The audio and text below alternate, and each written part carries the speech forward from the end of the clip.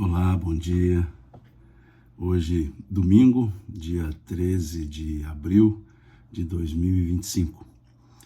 Seguindo com o nosso estudo semanal da carta de Paulo aos Romanos, hoje vamos estudar o capítulo 2. Começar o capítulo 2, creio que estudaremos o capítulo 2 inteiro dessa carta de Paulo aos Romanos. É um estudo que tenho feito aos domingos pela manhã, mais ou menos às 9h30, ou seja, entre 9 e 10 horas da manhã, e vamos sequencialmente estudando essa carta de Paulo aos Romanos. É um estudo que eu não chamo exegético, nem teológico, é um estudo interpretativo do texto, trazendo algumas reflexões, talvez trazendo elementos até analógicos ou por analogia para os nossos dias de hoje. Mas a ideia não é um estudo, digamos que religioso no sentido institucional. É um estudo religioso no sentido reflexivo, em refletir sobre nossa relação com o Criador, independentemente de escola religiosa, independentemente de religião no sentido institucional. Então vamos conversar, já estudamos o capítulo 1, agora vamos estudar o capítulo 2. Aqui nesse capítulo 2 nós temos, digamos que exegeticamente, 3 subdivisões ou 3 divisões. Nós temos um primeiro momento que os gentios e os judeus são tratados como responsáveis pelas coisas de Deus. Depois nós temos um outro conjunto que fala especificamente aos judeus da época de Paulo, e depois um último capítulo que fala sobre, digamos, o verdadeiro israelita. Então tudo aqui, lembrando, no contexto paulino, ou seja, da época. Então aqui nós vamos ler o texto e depois vamos conversar sobre ele. Portanto, então comecemos o capítulo 2, dizendo: portanto, és indesculpável, ó homem, quando julgas quem quer que sejas. Porque no que julgas a outro, a ti mesmo te condenas, pois praticas as próprias coisas que condenas. Bem sabemos que o juízo de Deus é segundo a verdade contra os que praticam tais coisas. Tu, ó homem, que condenas os que praticam tais coisas e faze as mesmas, pensas que te livrarás do juízo de Deus? Estou até grifando aqui um pedacinho.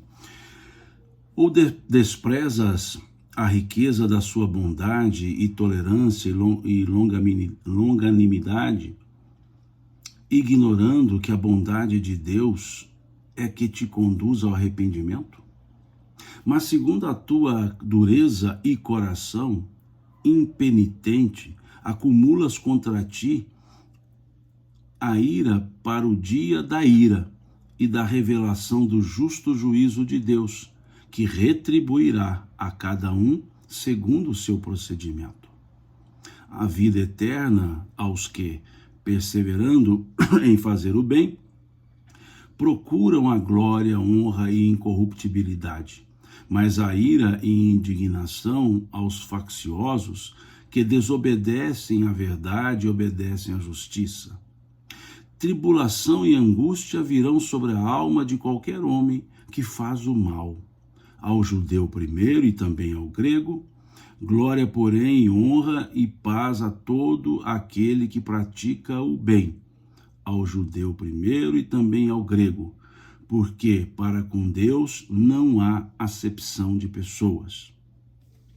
Assim, pois, todos os que pecaram sem lei, também sem lei perecerão. E todos os que com lei pecaram, mediante a lei serão julgados, porque os simples ouvidores da lei não são justos diante de Deus, mas os que praticam a lei hão de ser justificados. Quando, pois, os gentios, que não têm lei, procedem por natureza de conformidade com a lei, não tendo lei, servem eles de lei para si mesmos. Estes mostram a norma da lei gravada no seu coração, testemunhando-lhes também a consciência e os seus pensamentos, mutuamente acusando-se ou defendendo-se, no dia em que Deus, por meio de Cristo Jesus, julgar os segredos dos homens de conformidade com o meu evangelho. Bom, esse é o primeiro tópico. É a primeira divisão dessa carta de Paulo. Aqui o que Paulo está dizendo? Ele está dizendo que gentios e judeus são igualmente culpados quando transgridem as leis ou a lei. Aqui, quando Paulo fala a lei, ele está se referindo à Torá, a lei judaica. E ele começa aqui com uma advertência forte, que é bom pensarmos sobre. Portanto, veja como ele começa: é indesculpável, ó homem, quando julgas quem quer que sejas, porque no que julgas a outro, a ti mesmo te condenas, pois praticas as próprias coisas que condenas.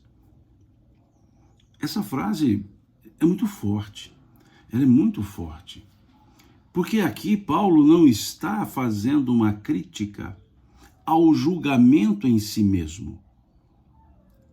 Ele faz a crítica ao julgamento feito por pessoas que praticam o mesmo ato que está sendo julgado. Ou seja, há uma valoração de um ato, criticando o ato, e a pessoa que o valora também pratica o mesmo ato. É o que nós podemos chamar de hipocrisia. E se nós nos lembrarmos, Jesus usava muito isso. Raça de víboras, geração hipócrita. Hipocrisia é algo muito feio. É algo que eu diria até não qualificável. E a hipocrisia talvez seja um dos atos vis ou mais vil que o ser humano pode demonstrar ou praticar. A hipocrisia. Querer ser aquilo que não é. Julgar os outros sem olhar para si mesmo. E aqui Paulo chama a atenção para isso. Volta a ler o versículo. Portanto, és indesculpável, ó homem, quando julgas quem quer que sejas, porque no que julgas a outro, a ti mesmo te condenas, pois praticas as próprias coisas que condenas. É importante isso. Nós somos seres julgadores. Nós sempre queremos julgar a conduta alheia. E o nosso julgamento, eu diria até não é bem um julgamento. Já entramos, por assim dizer, sentenciando a pessoa. Sem, muitas vezes, o mínimo de conhecimento de causa. Então, é algo que chama-nos a atenção, que precisamos pensar. E aqui Paulo faz essa crítica ou faz esse apelo veemente, dizendo: bem sabemos que o juízo de Deus é segundo a verdade contra os que praticam tais coisas, a hipocrisia. Tu, ó homem, que condenas os que praticam tais coisas e fazes as mesmas, pensas que te livrarás do juízo de Deus? Então, é importante nós pensarmos nisso. Nós somos julgadores. Nós somos julgadores. Nós somos um corpo de sentença. E muitas vezes praticando aquilo que condenamos. Como se quiséssemos dizer, faz o que eu mando e não olhe o que eu faço. Aqui Paulo traz um ponto, que é o versículo 6, que também é bom nós pensarmos. Ele diz que o juízo de Deus retribuirá a cada um segundo o seu procedimento. Essa frase de Paulo joga por terra aquelas ideias superficiais de entender que a pessoa se justifica puramente por uma graça. Aqui é importante sim entender que nós somos avaliados pelo que nós efetivamente somos e fazemos. Não há aquela pessoa que já nasceu pronta. Não há aquela pessoa que já nasceu justificada para Deus.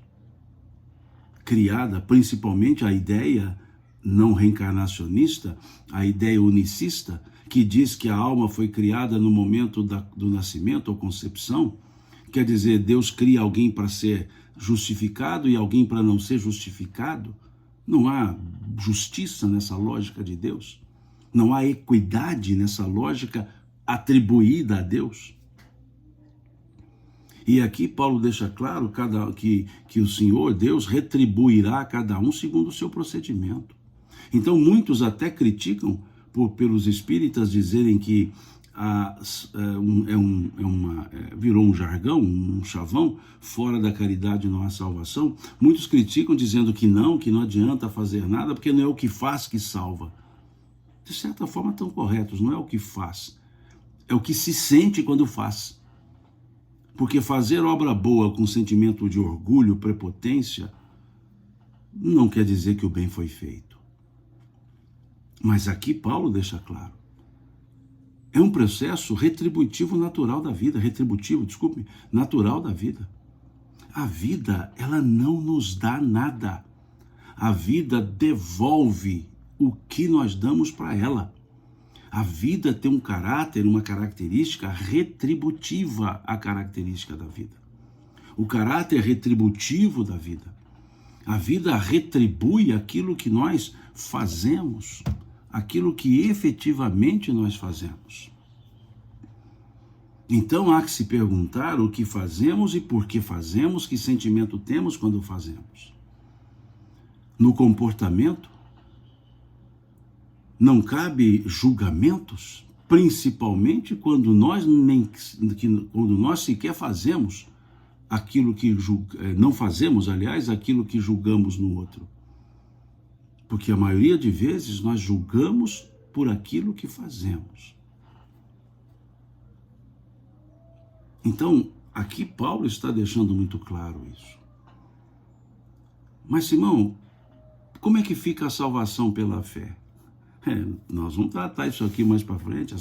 Essa carta de Paulo aos Romanos é calçada exclusivamente na ideia da fé. Agora pensemos, uma fé verdadeira, a fé efetivamente sentida, ela é operante. Ou seja, fé não é um campo íntimo inerte. Fé é o campo íntimo, mas com atitude. Por isso, a cada um segundo o procedimento. Um julgamento por hipocrisia mostra que a pessoa não tem fé.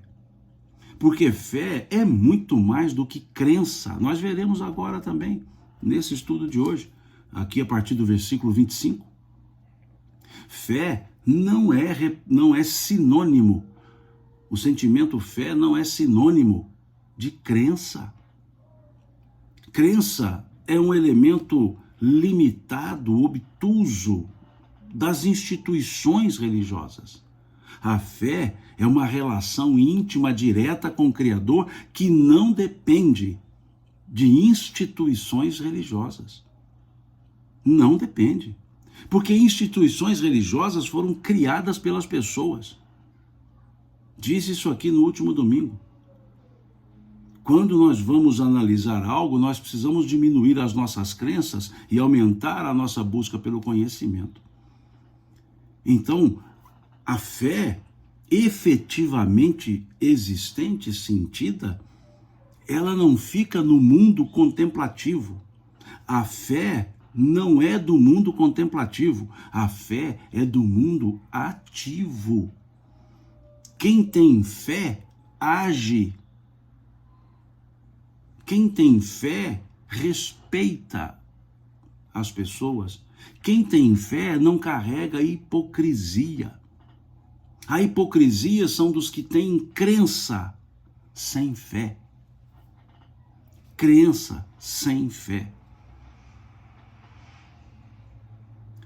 Emmanuel, lá no livro Consolador, questão 354, ele diz assim: ter fé é guardar no coração a luminosa certeza em Deus, certeza que ultrapassa os limites das crenças religiosas. Aqui a doutora Marlene faz uma pergunta: Simão, nosso olhar sobre coisas e pessoas já não é um julgamento filtrado pelo próprio ponto de vista? Como aperfeiçoar isso? É um exercício, doutora Marlene, é um exercício. O nosso olhar, ele pode ser um julgamento, mas não precisa ser exarado. O nosso olhar sempre será carregado do nosso subjetivismo. Mas com o tempo e o exercício, nós aprenderemos a ver sem estabelecer juízo de valor. Porque todo juízo de valor parte do nosso subjetivismo. Vejamos, Jesus via, mas abria caminhos para as pessoas. Então, é um exercício que começamos falando o que pensamos, depois pensamos sem falar e depois sequer pensaremos. Então, é um exercício. E todo julgamento, toda apreciação que fazemos, todo juízo de valor que fazemos, toda valoração que fazemos ou damos, está carregada do nosso subjetivismo. Não necessariamente representa o fato, mas representa o nosso olhar, que está carregado de subjetivismo. Não há dúvida. Por isso esses alertas paulinos. Por isso ele dizer que nós julgamos condenando nos outros aquilo que nós mesmos fazemos. E aqui ele chama a atenção dos judeus e dos gentios.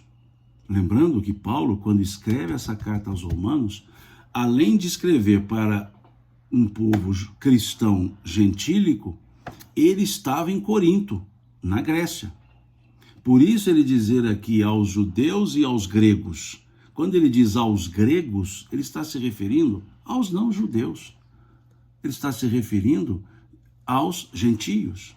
Mas como ele estava em Corinto, estava na Grécia, ele então dizia primeiro aos judeus, depois aos gregos, entendendo por grego toda a estrutura da comunidade gentílica, todos os gentios, assim chamados pelos judeus. E ele quer mostrar que é justo que isso que o juízo de valor serve para todas as pessoas refletirem sobre ele. Depois, na sequência, a partir do versículo 12, Paulo vai fazer um outro trabalho. Ele vai falar dos que têm lei e dos que não têm lei. Que lei?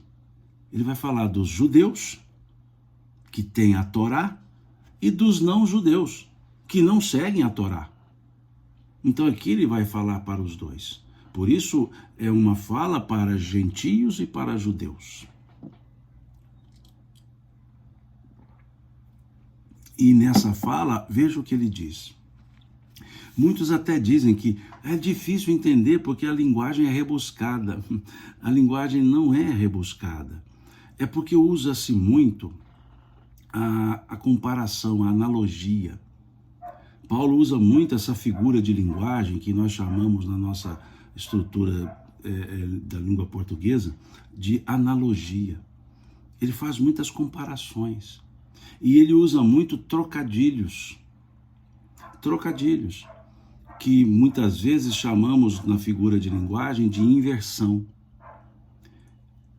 Trocadilho muito comum na literatura barroca, por exemplo, né? Paulo, lógico, não era barroco, lógico, mas a literatura barroca, ela tinha esse caráter também de fazer trocadilhos. Padre Antônio Vieira, um dos nossos grandes literatos, eu diria um dos maiores, digamos, símbolos do barroco, ele usava muito trocadilhos. E Paulo, bem antes de Antônio Vieira, lógico, usava essa linguagem. Por isso dá a impressão que é confusa a linguagem, mas não é. A gente vai ver isso aqui, é tranquilo. Veja então, vejamos ele dizendo: assim, pois, todos os que pecaram sem lei, também sem lei perecerão. E todos os que com lei pecaram, mediante lei serão julgados. O que Paulo está dizendo aqui? Quando ele fala lei, ele está se referindo à Torá. Então ele está dizendo, aqueles que não seguem a Torá serão avaliados fora da Torá. E aqueles que seguem a Torá serão avaliados dentro daqueles critérios da Torá. E por que ele fala isso? Porque nós precisamos nos olhar com os olhos daquilo que dizemos crer. É muito simples isso. Daquilo que dizemos crer. Se eu digo que creio em A, eu serei julgado como A. Se eu creio em B, eu serei julgado como B. E aqui ele está dizendo que ambos, os que estão sob a lei, a Torá, e os que estão fora da Torá, depois ele vai fazer uns trocadilhos à frente sobre a circuncisão, serão avaliados. E aqui ele diz assim, porque os simples ouvidores da lei não são justos diante de Deus, mas os que praticam a lei hão de ser justificados. Aqui ele já fala com os judeus. Você apenas conhece a Torá, recita a Torá, é preciso vivenciar então a Torá. Se você não vivencia, você não pode dizer que está sob a lei, porque você conhece a lei e não a pratica. É isso que Paulo está dizendo. E diz, aquele que somente ouve, ou somente diz conhecer, não se justifica, se não fizer. E isso podemos trazer para a nossa realidade. Cremos e vivemos como se não crêssemos. E aqui não me refiro à lei, à Torá. Não, nem à Bíblia. Vejamos. Cremos na imortalidade da alma. Mas temos medo de morrer. Ou seja, somos imortais e vivemos como se não fôssemos. Isso é também incoerente. Somos reencarnacionistas e olhamos para os nossos filhos como se tivessem vindo de nós e não por nós. Como dizia o poeta libanês, o belíssimo poeta libanês, Khalil Gibran, vossos filhos não são vossos filhos, são os filhos e as filhas da ânsia da vida por si mesma. Vêm através de vós, mas não de vós. E embora vivam convosco, não vos pertencem. Que muçulmano mais reencarnacionista era Gibran, com esse pensamento. Então é isso, é quando há uma dissociação entre o crer e o fazer. Cremos na justiça e somos injustos. Cremos na bondade e praticamos o mal. Cremos na bondade de Deus e atribuímos a Ele sentimentos de vingança. Então é a incoerência que Paulo aqui traz. E vejam como fica claro, porque os simples ouvidores da lei não são justos diante de Deus, mas os que praticam a lei hão de ser justificados. Jesus disse isso, com outras palavras, muito antes de Paulo, com outras palavras. Ele disse, todo aquele que ouve as minhas palavras e as pratica, vejam a fala de Jesus, Sermão do Monte, capítulo 7 do Evangelho de Mateus, essa parte. Todo aquele que ouve a minha voz e as pratica, que é isso, que todo aquele que ouve a minha voz e as pratica, ou ouve os meus ensinos e os pratica, será comparado a um homem prudente que construiu a sua casa sobre a rocha. Vieram os ventos, veio a tempestade e a casa não caiu. Mas, dizia o Cristo, todo aquele que ouve as minhas palavras e não as pratica, será comparado a um homem imprudente que construiu sua casa sobre a areia, vieram os ventos, veio a tempestade e a casa caiu, a casa ruiu. Então é importante nós percebermos, quanto mais se sabe, mais se deve fazer. Quanto mais se sabe, mais se deve vivenciar. Como disse o Cristo, aquele que tem lhe será dado.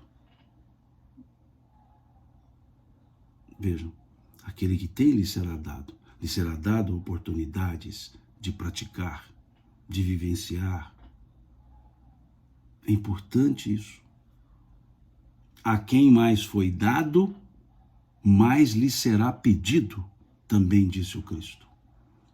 A quem mais foi dado, mais lhe será pedido. E aqui o que Paulo está dizendo é isso, porque agora, nessa parte, nesse versículo, ele está falando sobre os que estavam sob a lei, ou seja, os judeus. Mas ele segue, dizendo agora aos gentios: quando, pois, os gentios que não têm lei procedem por natureza de conformidade com a lei, não tendo lei, servem eles da lei para si mesmos. É muito legal esse versículo. Aqui está o trocadilho. Aqui é uma forma bem inteligente de se escrever. Uma pessoa que sabe fazer os trocadilhos, sabe no bom sentido da palavra, brincar com a ideia, transitar nas palavras, torna o texto suave e ao mesmo tempo profundo. Vejamos, quando, pois, os gentios que não têm lei, não tendo lei, servem eles da lei para si mesmos, estes mostram a norma da lei gravada no coração. Vamos lá. Os gentios viviam sob a lei, a Torá? Não. Eles não viviam sob a Torá. Eles conheciam a Torá? Não.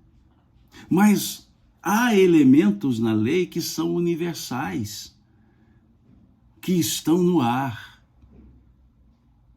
Estão no ar. E são tão lógicos que não precisamos ler na lei para saber que aquilo é o correto a ser feito. Vejam. E aqui Paulo está dizendo isso. Quando os gentios que não têm lei, ou seja, não seguem a Torá, mas por natureza, veja, natureza, agem, procedem de conformidade com a lei, ou seja, não conhece a Torá, mas por uma questão muito lógica, muito normal, natural, ele segue aquilo ali. Não tendo lei, servem eles da lei para si mesmos. Ou seja, a lei de Deus, se nós olharmos com isenção de crenças, nós muitas vezes agiremos em conformidade com escritos que nem conhecemos. É muito comum as pessoas lerem o Livro dos Espíritos, por exemplo, e vendo ali a pergunta, a resposta, a pessoa diz, gente, mas eu pensava assim, não, nem sabia, mas eu pensava assim.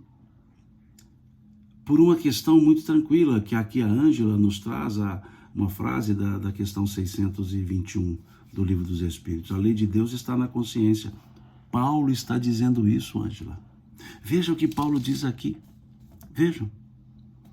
Quando, pois, os gentios que não têm lei procedem por natureza de conformidade com a lei, não tendo lei, servem da lei para si mesmos. Estes mostram a norma da lei gravada no coração. Olha que interessante. Mostram a norma da lei gravada no coração, testemunhando-lhes também a consciência e os seus pensamentos, mutuamente acusando-se ou defendendo-se. O que Paulo está dizendo aqui? Que quem nos julga efetivamente é a nossa consciência. Percebam que a questão 621 do Livro dos Espíritos, ela está até fundamentada no pensamento paulino, porque lá na questão 621 perguntou-se o seguinte: onde está escrita a lei de Deus? E os benfeitores espirituais responderam: na consciência. E o que Paulo está dizendo aqui? Os gentios não conheciam a lei, mas praticavam elementos da lei sem conhecer. Por quê? Porque é da natureza. É tão lógico, é tão natural, que eu não preciso ler para saber que é isso. É aquele ditado que diz, né? O certo é certo, o certo sempre será certo, mesmo que ninguém faça. O errado sempre será errado, mesmo que todos façam. Ontem eu assisti a um episódio de uma série que eu tenho assistido, a Roda do Tempo, e uma determinada comunidade pede ajuda a um grupo de preparados, né, soldados, e eles falam: não vamos ajudar, eu não gosto de você, etc. E ele pergunta assim: por que eu tenho que ajudar vocês? E a resposta foi: porque é o certo a fazer. É o certo a fazer. E eles não queriam ajudar. Quando essa comunidade foi invadida, eis que chegam eles. E aí a pessoa pergunta: mas você disse que não viria nos ajudar. Ele respondeu: é o certo a fazer. A doutora Marlene coloca aqui que é a prática instintiva da lei de Deus, da lei divina. E é isso mesmo. É isso que Paulo está dizendo. Quando ele diz que aquele que não está sob a lei, mas age em conformidade com a lei por natureza, não por obrigação, por natureza, ou seja, instintivamente, ele será então justificado. E ele diz, de conformidade com a lei, ele diz assim: estes mostram a norma da lei. Veja, não é a lei, o conteúdo da lei. Ele diz: estes mostram a norma da lei gravada no seu coração, testemunhando-lhes também a consciência e os seus pensamentos, mutuamente acusando-se ou defendendo-se. Quem é o grande juiz de nós mesmos? A nossa consciência. Mais uma vez eu trago aqui o pensador Khalil Gibran, poeta libanês, belíssimo, adoro as obras dele.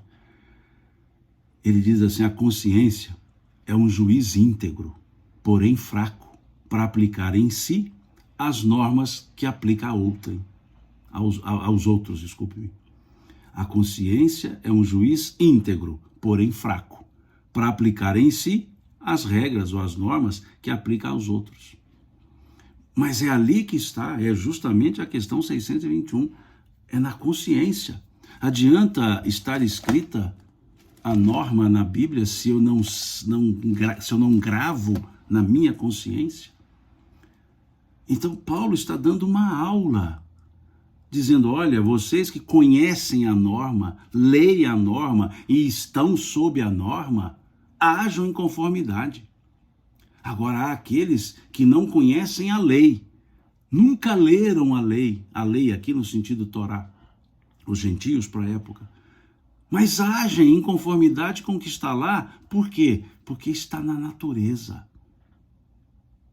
E esses agem assim, diz Paulo, porque a norma da lei, ou seja, o conteúdo, está gravado no seu coração. Ponto. Testemunhando-lhes também a consciência de seus atos, que mutuamente acusa ou defende. Vejam como a resposta à questão 621 está assim, altamente fundamentada no pensamento paulino, nesse conjunto. Não adianta ter uma biblioteca se isso aqui não está na consciência. Não está. Conhecimento e consciência do conhecimento que se tem não é a mesma coisa. Não é a mesma coisa. Eu posso conhecer e não aplicar. Já dei esse exemplo diversas vezes. Um médico, pneumatologista, tem conhecimento dos males do fumo. Mas se ele fuma, ele não tem consciência do conhecimento que ele tem. Então, mais do que conhecer a lei, é ter a consciência dela. E aqui, claro, na Torá, nós temos diversas normas que são normas exclusivas de momento, de povo, mas temos ali elementos que são ad eternos. Se nós olharmos o capítulo 20 do Êxodo, do livro do Velho Testamento, nós veremos ali mandamentos que são ad infinito, ad eternos. Então, eu não preciso saber que está escrito que não matarás. Porque eu sei que se matar alguém, eu estou tirando algo de alguém. Estou deixando uma família sem alguém.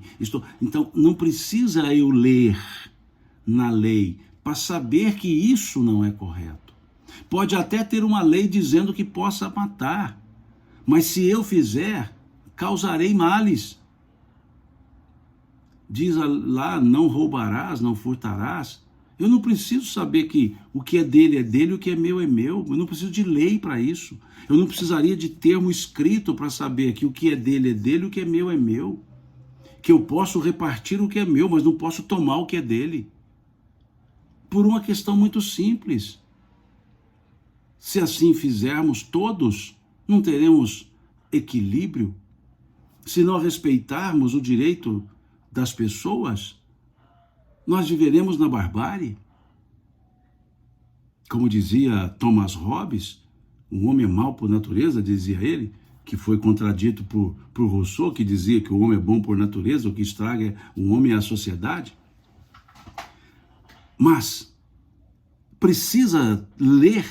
Eu precisaria ter lido lá na Torá, eu precisaria ter lido numa lei que furtar é errado? Não. A minha própria consciência, a natureza me diz que não se deve assim fazer, que eu não posso subtrair nada de ninguém, que eu não tenho o direito de invadir a privacidade de ninguém. E quando falo privacidade, não só material, a privacidade de consciência. Quantas pessoas querem mudar as consciências alheias? Quantas pessoas querem incutir as suas ideias nas ideias alheias? Isso é uma invasão de domicílio, o domicílio mais íntimo que nós temos, a nossa consciência. Quantas pessoas querem entrar na consciência e dizer isso está errado, isso está certo? Isso é invasão de domicílio, o domicílio mais íntimo, a nossa consciência. Precisa estar escrito que não podemos agredir as pessoas? Não, isso é da natureza. A não agressão, aviltar os sentimentos alheios. Então, é isso que Paulo está dizendo. que os que estavam sem a lei, ou seja, nunca leram nenhuma letra da Torá, mas seguiam as boas orientações da Torá, porque estava na natureza isso. E onde é a natureza? A nossa consciência. Então, é por isso que eu disse que esse versículo é um dos mais bem construídos de toda a carta de Paulo, dessa carta aos Romanos. É um dos versículos mais bem construídos. Voltemos nele. Quando, pois, os gentios que não têm lei procedem por natureza, de conformidade com a lei, não tendo lei, servem eles da lei para si mesmos. Estes mostram a norma da lei gravada no coração, testemunhando-lhes também a consciência e os seus pensamentos, mutuamente acusando-se ou defendendo-se. No dia em que Deus, por meio de Cristo Jesus, julgar os segredos dos homens, de conformidade com o meu evangelho. Paulo até se apropriou aqui, né, o pronome possessivo, meu evangelho. E assim nós deveríamos fazer todos nós. Deveríamos dizer não o evangelho, o meu. Não o meu porque eu interpreto assim. Não o meu porque porque o Cristo nos deu. Porque o Cristo nos deu. Então se ele nos deu, é nosso. E Paulo se apropriou não para dizer meu evangelho escrito do meu jeito, não. Meu, ou seja, introjetado. Eu vivo, o outro vive, nós vivemos. É pessoal. Por isso, volto a dizer, fé é uma relação pessoal. Não é relação coletiva. Relação coletiva é crença. Fé é uma relação pessoal. A pessoa diz, nós comungamos da mesma fé, nós comungamos da mesma crença, pois a fé só pode ser aferida pessoalmente. A fé é o caminho da minha relação com o meu Criador. Podemos comungar de uma mesma crença, cada um traz na sua consciência o conceito da fé, a intensidade da fé. Podemos ter a mesma crença, mas como bem disse Jesus, podemos ter uma fé pequena. Como disse Jesus a Pedro, homem de pequena fé. Então, quando Paulo diz aqui o meu evangelho, não é o evangelho segundo o seu entendimento, não é o evangelho que ele consertou para si. Quando ele diz meu evangelho, é porque o evangelho precisa ter dono. Nós, cada um recebeu de presente esse evangelho. Como disse o apóstolo Paulo, temos esse tesouro em vasos de barro, para que a excelência do poder seja de Deus e não dos homens. Evangelho não é um talismã. A doutora Marlene coloca, e a expressão irmão de fé? Alguém quis colocar isso, inclusive Erasmo Carlos, né, doutora Marlene? Você, meu amigo de fé, meu irmão camarada. A pessoa diz irmão de fé querendo dizer irmão de crença. Porque fé, gente, é pessoal. Só eu sei a dimensão da minha fé. Eu posso cumprir os ritos de uma crença, mas o que eu sinto só eu sei, o outro não. A certeza é pessoal, como disse Emmanuel. Ter fé é guardar no coração a luminosa certeza em Deus, certeza que ultrapassa os limites das crenças religiosas. Então veja como Emmanuel disse, guardar no coração é pessoal. Agora a crença é compartilhada. A crença, os espíritas temos a mesma crença, os católicos têm a mesma crença, os evangélicos, por assim dizer, de forma geral, para não citar escola por escola, que são várias, têm as suas crenças, comungam dos mesmos ideais, mas o sentimento, cada um tem o seu. Cada um tem a dimensão do seu. Para partilhar a mesma crença, em tese, trabalhamos com uma fé, mas cada um sabe a intensidade. Cada um sabe. Como disse o Cristo, grande é a tua fé, homem de pequena fé, mas todos tinham a mesma crença. Todos tinham a mesma crença. Então, na prática, no dia a dia, nós usamos o aspecto, digamos, de conceitos iguais. E aí, em vez de falarmos a irmãos de crença, falamos irmãos de fé. Mas, na verdade, precisamos pensar melhor para vivenciar a fé, independentemente da crença.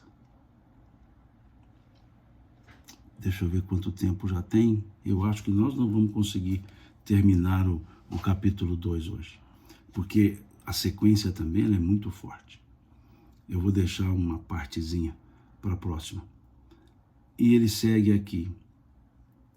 Se, porém, tu que tens por sobrenome judeu e repousas na lei e te glorias em Deus, que conheces a sua vontade e aprovas as coisas excelentes, sendo instruído na lei, que estás persuadido de que és guia dos cegos, luz dos que se encontram nas trevas, instrutor dos ignorantes, mestre de crianças, tendo na lei a forma da sabedoria e da verdade, tu, pois, que ensinas a outrem, não te ensinas a ti mesmo.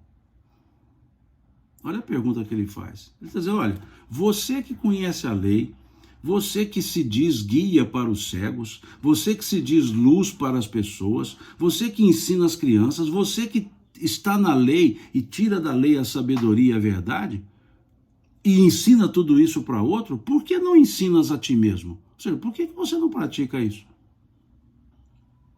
E essa frase é forte.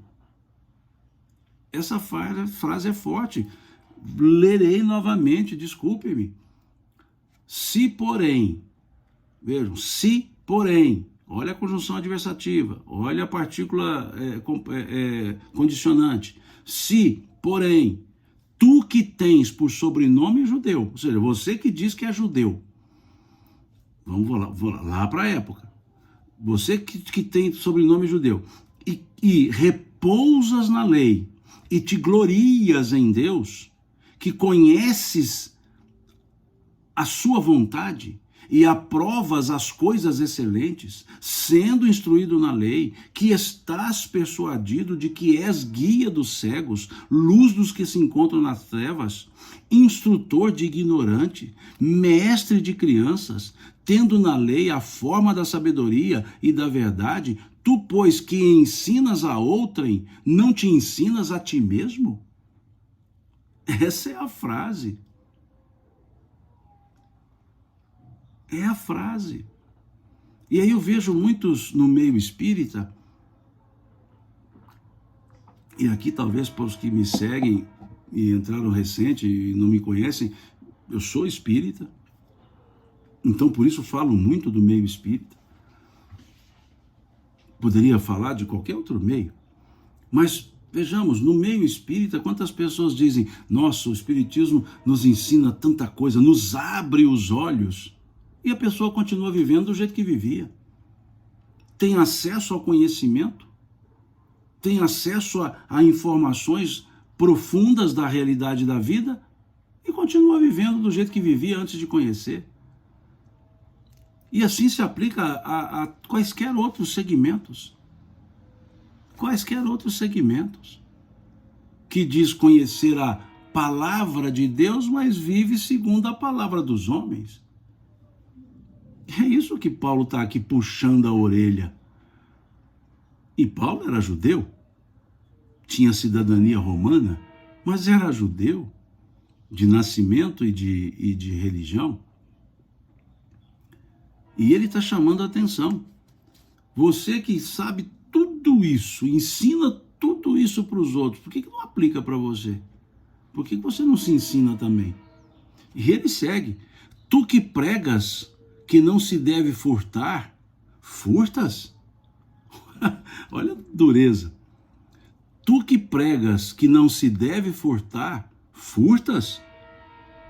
Dizes que não se deve cometer o adultério e o cometes? abominas os ídolos e lhes roubas os templos? Tu que te glorias na lei, desonras a Deus pela transgressão da lei? Pois como está escrito, o nome de Deus é blasfemado entre os gentios por vossa causa. Aqui é forte. Essa última frase aqui é preciso avaliar. Essa última frase aqui precisamos pensar bem. Que Paulo repete lá em Efésios, e essa frase específica aqui, como está escrito, isso está lá em Ezequiel, no profeta Ezequiel.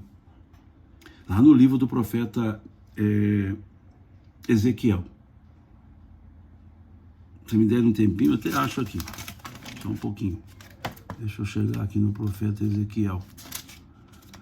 Ezequiel, se não me engano é capítulo 36, algo assim. Deixa eu dar uma olhadinha aqui. Deixa eu dar só uma olhadinha aqui. 36,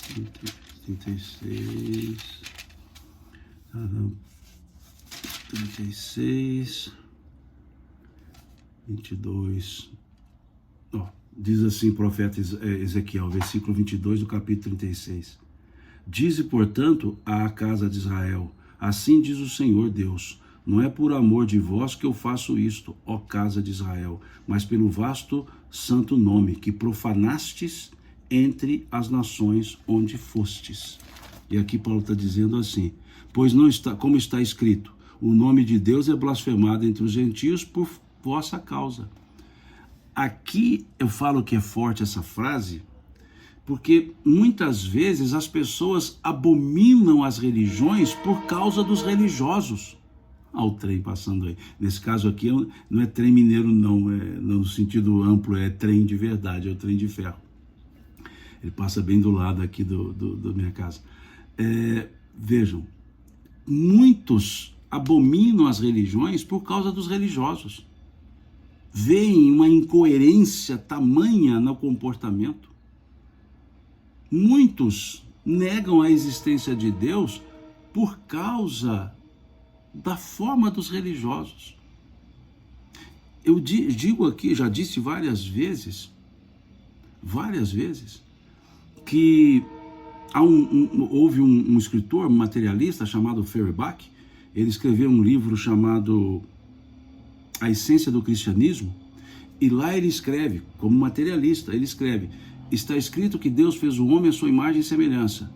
Eu, porém, afirmo que o homem fez Deus à sua imagem e semelhança, pois o Deus que nos é apresentado tem mais defeitos humanos do que qualidades divinas. Então, por causa de religiosos, as religiões são anatemanizadas. Então veja o que Paulo está dizendo aqui, citando o profeta Ezequiel. Lá no livro de Ezequiel, capítulo 36, versículo 22. Ele dizendo: o nome de Deus é blasfemado entre os gentios por vossa causa.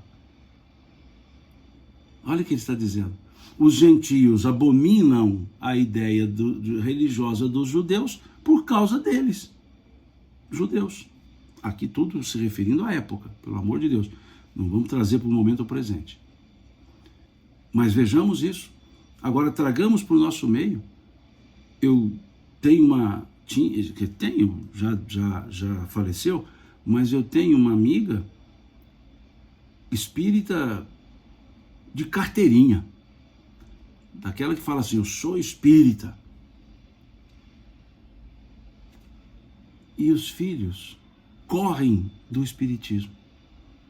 Tamanha era tamanha era a frequência que essa pessoa ficava falando de espiritismo dentro de casa. Toda hora.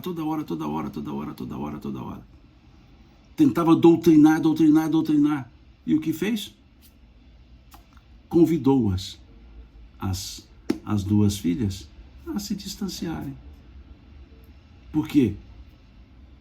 Porque a insistência.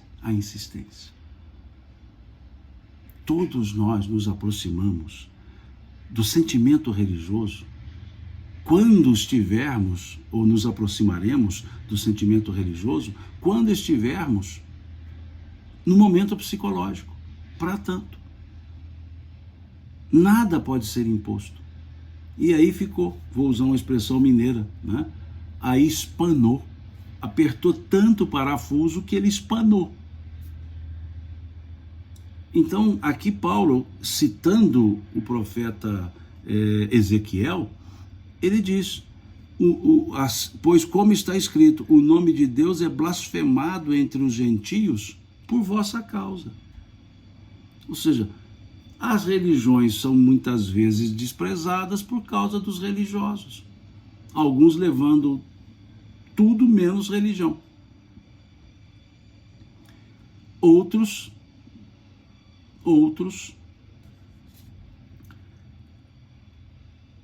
derrubando o ensino pela prática diferente.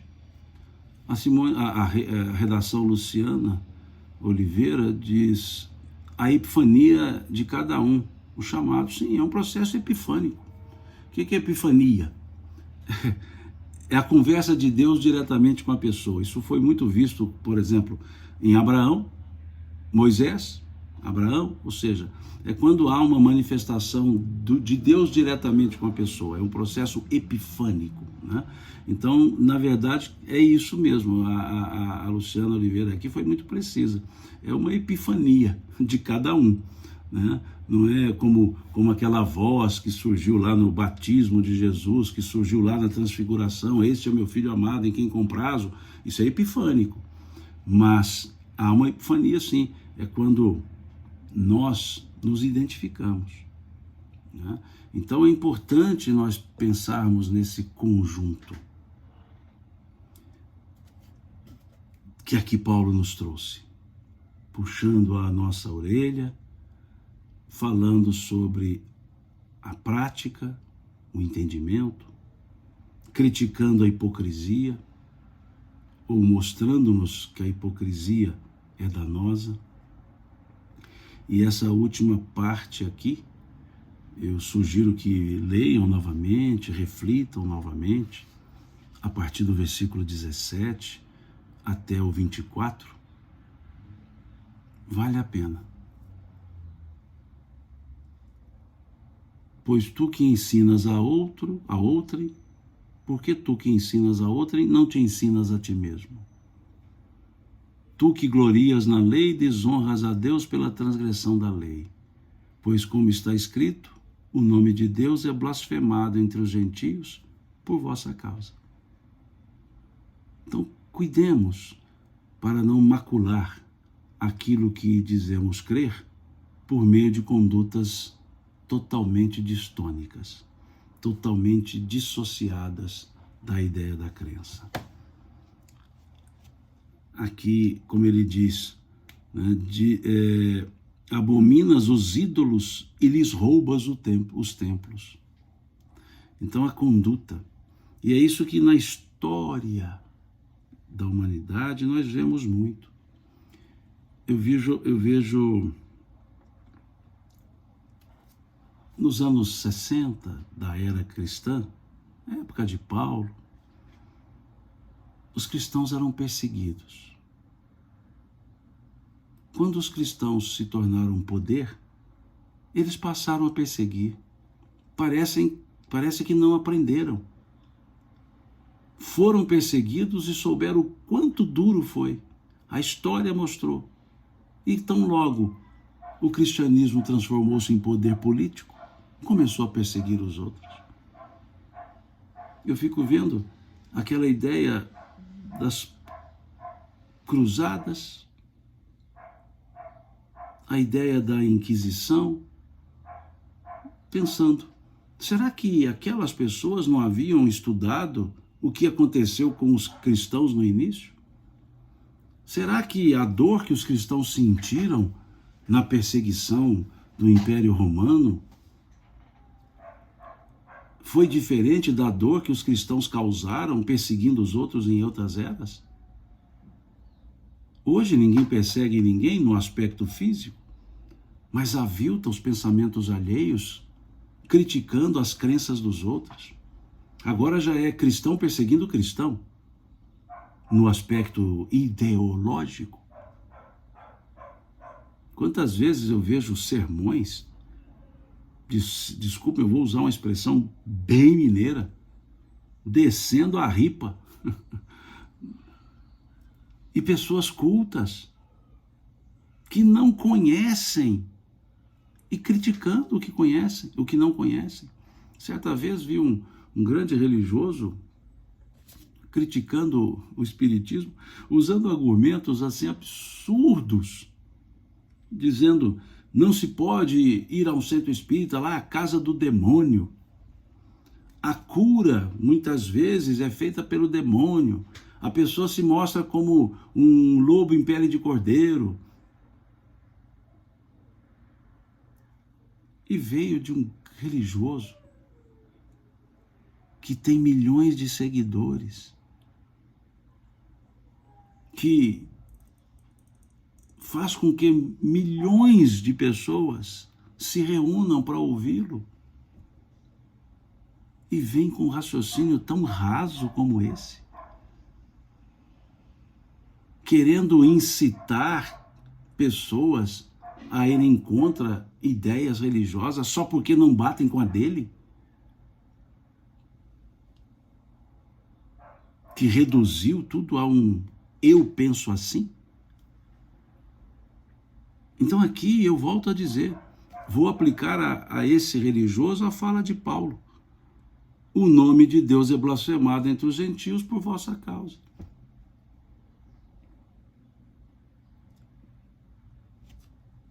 Essa linguagem, ela é muito rasa.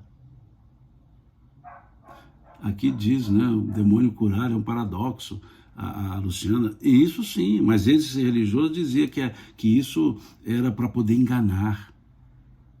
Ora, Jesus disse que quem expulsa em meu nome não é contra mim.